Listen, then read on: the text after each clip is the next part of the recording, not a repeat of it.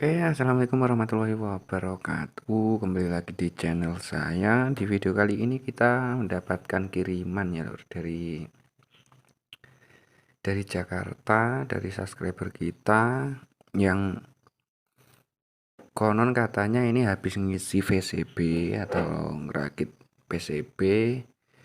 Untuk komponennya sudah benar sih, cuman ada beberapa saja yang terbalik. Jadi semua indikator tidak nyala. Terus ketika dikasih arus itu ya, arus kecil itu katanya lumayan bersih, tapi ketika dikasih arus besar itu katanya serak. Jadi permasalahannya di sini tuh sebenarnya cukup simpel ya. Ada beberapa komponen yang terbalik atau kurang tepat untuk nilainya. Jadi untuk teman-teman yang gagal rakit untuk tripper ini, untuk dicek kembali ya lur ya. Cuman memang terkadang kalau sudah jadi full seperti ini ya, untuk mengecek satu persatu itu cukup sulit. Jadi saya juga pernah mengalami yang namanya komponen terbalik itu juga pernah malah saya dulu mengalami di bagian TR ya benar ya.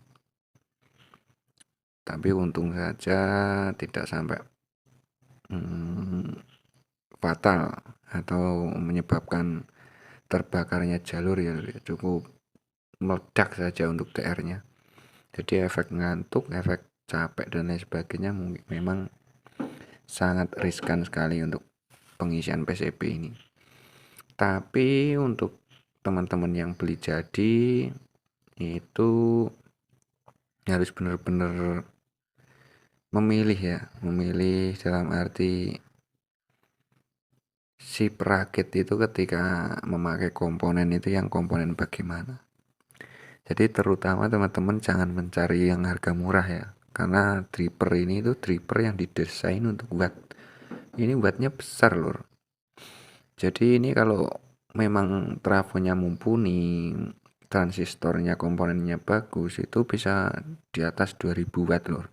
Walaupun hanya memakai 7 set final saja. Jadi driver ini itu didesain memang buat pro audio, buat sound rental, buat intinya buat besar lah.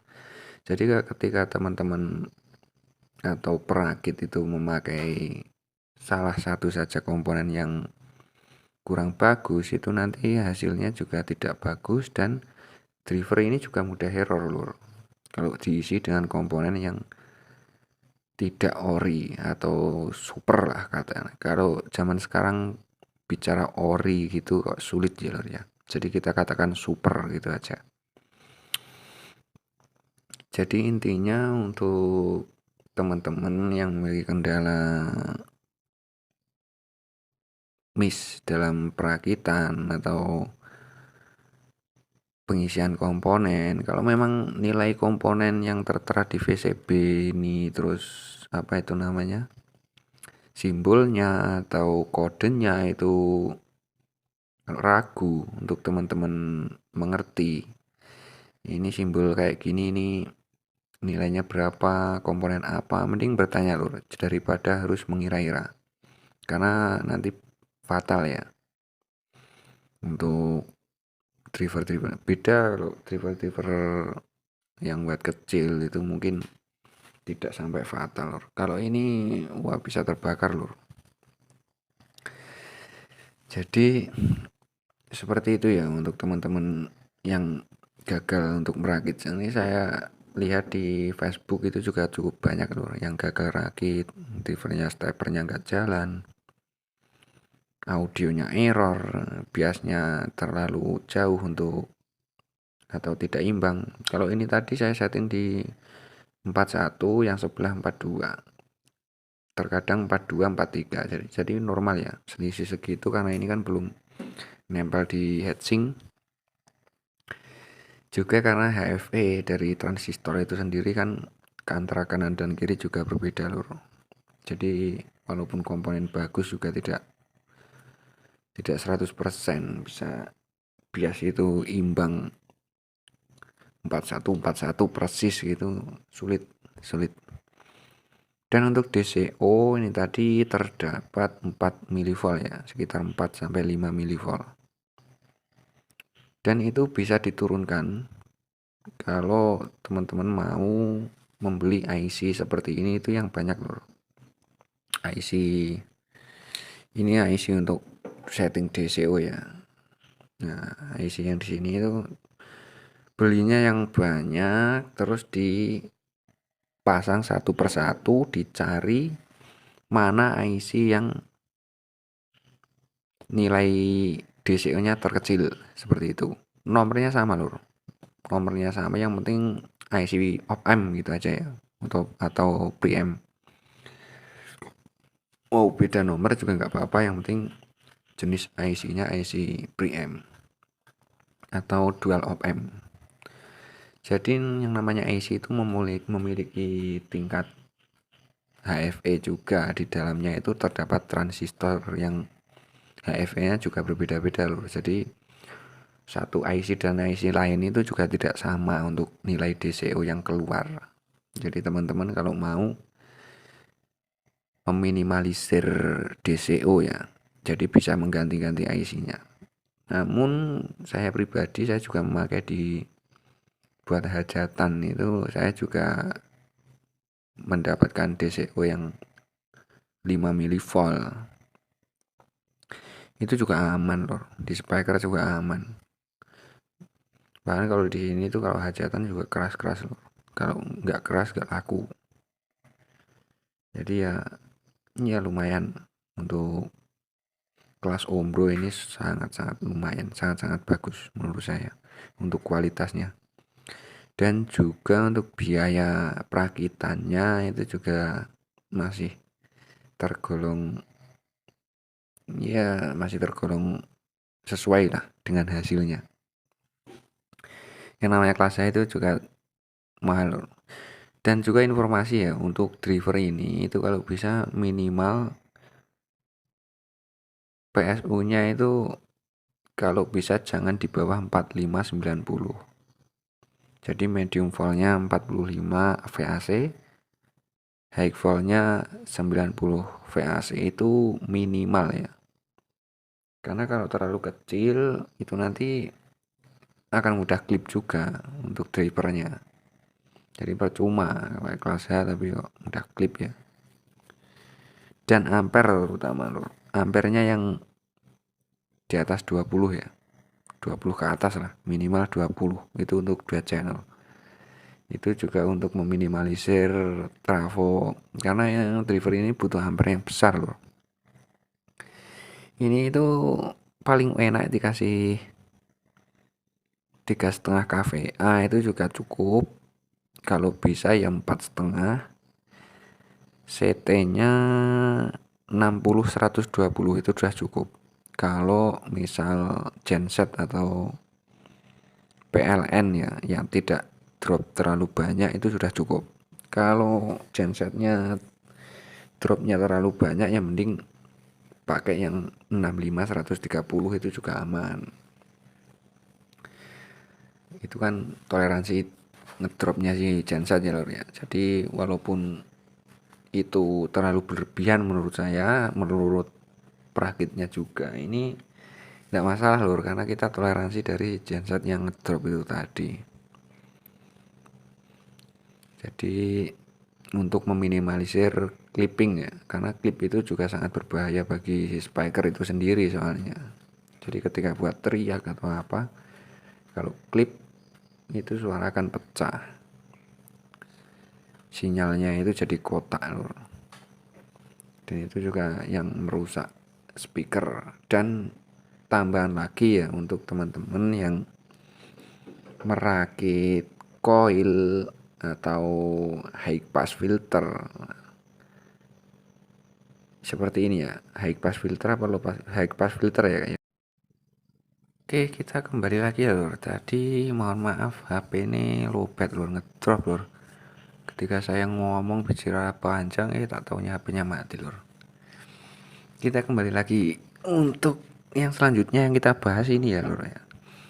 Jadi untuk teman-teman ketika merakit LPF atau untuk high cut filter ya, high pass filter, LPF apa LPF apa HPF ya lor ya.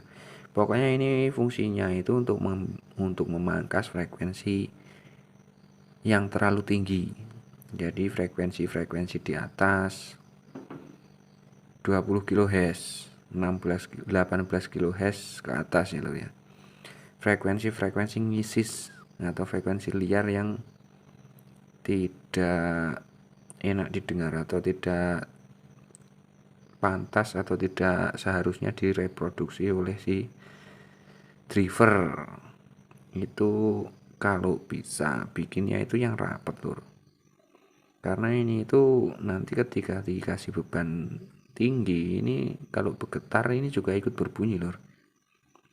Saya pernah ya pakai apa itu namanya crossover, itu juga sama. Crossover itu kalau ininya nggak kenceng ini itu bunyi lur, menimbulkan suara kayak speaker itu, kecil tapi suaranya itu.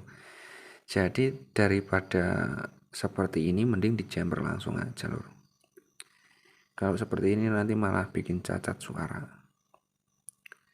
Ini suaranya nanti malah bikin cacat ketika power ini dikasih beban yang tinggi atau yang berat. Ketika power ini mengeluarkan beban yang besar ini akan menimbulkan cacat frekuensi. Jadi kalau memang tidak bisa membuat yang rapat mending di jumper langsung saja. Jadi dari sini, dari emitter ini langsungkan saja ke input relaynya, gak usah pakai lilitan juga gak apa-apa lur. Atau kalau mau bikin yang rapat itu, ini sebenarnya udah bagus lur untuk lilitannya, cuman dia renggang itu karena tidak dikasih pengikat.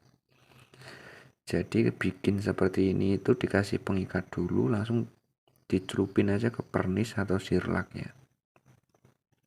Jadi setelah kering pengikatnya itu agar terlihat rapi, dilepas juga tidak masalah. Nanti hasilnya juga akan rapat. Atau untuk mudahnya ketika ini diikat dulu langsung dikasih lem instan itu ya, lem Korea atau lem G itu biasa orang sebut, atau Alteco jenisnya itu juga bisa. Jadi seperti ini. Untuk yang lain-lain saya rasa teman-teman tidak ada kendala ya. Dan untuk tes atau untuk setting bias ataupun DCO, kalau DCO tidak bisa disetting ya, DCO di sini tadi ya. Untuk setting bias terutama teman-teman harus memasang di bagian medium volt dan high volt ini harus terpasang, dan juga minimal dikasih final ya, satu set aja itu untuk setting. Kalau hanya untuk sekedar membunyikan itu teman-teman bisa pasang tefnya saja seperti ini, pasang tefnya saja sudah bisa loh. Dan untuk tegangannya dikasih medium saja juga sudah bisa untuk sekedar membunyikan kelas AB nya. Tapi untuk setting itu diwajibkan medium volt, high volt, dan juga final itu minimal satu set harus terpasang. Kalau tidak ya tidak bisa disetting lur, biasanya akan kacau dia. Jadi untuk seperti itu ya untuk penjelasan seputar U25000 yang teman-teman banyak. Yang penting itu trafo lur, trafo itu harus mencukupi. Kalau driver seperti ini dikasih trafo kecil ya percuma, mending pakai SOCL atau apa itu sudah cukup ya lur ya. Kalau mau driver yang watt besar ya tuntutannya makanannya harus besar, trafonya harus besar, voltasenya harus besar. Itu baru driver ini bekerja maksimal, hasil frekuensinya indah, wattnya juga besar. Jadi seperti itu. Untuk yang lain-lain aman, tidak ada masalah. Dan teman-teman jika ada kendala yang lain bisa ditanyakan di kolom komentar, atau mungkin teman-teman yang mau memesan kit-kit seperti ini bisa, tapi pre-order ya lur ya, jadi tidak ready stock. Order langsung saya kirim enggak, jadi pre-order. Kalau teman mau saya bikinkan seperti itu. Oke, cukup sekian mungkin informasi dari saya. Jadi untuk video testingnya ini akan saya sematkan di akhir video ini karena sudah saya tes tadi. Karena jam ini udah jam malam lur, ini udah hampir jam 1 kayaknya lur. Jadi nggak mungkin saya tes, akan mengganggu orang tidur nanti. Untuk tesnya sudah saya tes tadi sebelum terlalu malam, jadi saya sematkan di akhir video. Mungkin cukup sekian video dari saya, informasi dari saya. Bila teman-teman suka dengan video-video seperti ini, silahkan klik tombol subscribe dan bunyikan loncengnya ya lur, untuk agar tidak ketinggalan video terbaru dari SBK Audio. Oke, cukup sekian. Assalamualaikum warahmatullahi wabarakatuh.